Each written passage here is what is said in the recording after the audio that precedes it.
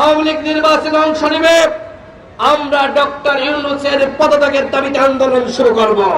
এখন অন্তর্বর্তীকালীন সরকার বলছে আসামিরা উপস্থিত থাকুক বা না থাকুক আমরা রায় দিয়ে দিব। আসামি বাংলাদেশে নাই, যারা অপরাধী তাদেরকে গ্রেফতার করছে না, তাহলে তোমরা কিসের গণহত্যার বিচার করবা?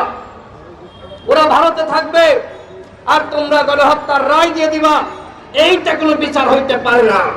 সংগ্রামী সাথীগণ, গণ অধিকার পরিষদ ঢাকা মহানগর দক্ষিণ কর্তৃক আয়োজিত আজকের এই সমাবেশে ইতিমধ্যে নেতৃবৃন্দরা বক্তব্য রেখেছেন।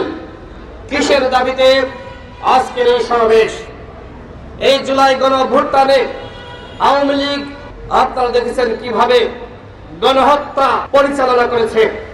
এই গণহত্যার নেতৃত্ব দিয়েছে ফ্যাসিস্ট শেখ হাসিনা।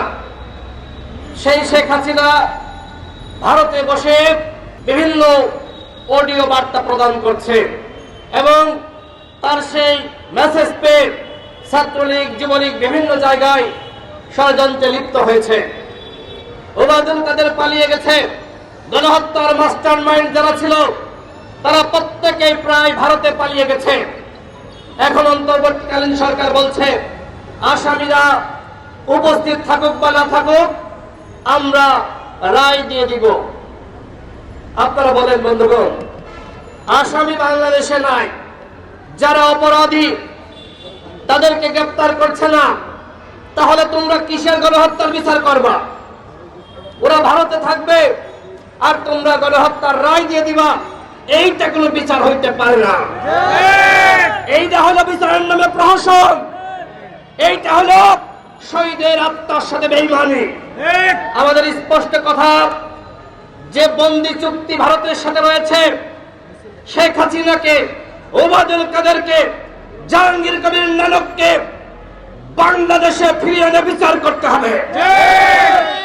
ওদের অনুপস্থিতিতে কোন রায় দিলে সেই রায় আমরা মানব না। শেখ হাসিনা যে অন্যায় করেছে, অপরাধ করেছে, শেখ হাসিনা কি মাপ পেতে পারে বন্ধুগণ?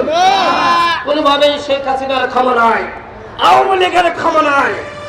অনেকে বলছে আগামীতে যে নির্বাচন হবে সেই নির্বাচনে আওয়ামী লীগ যেতে পারবে।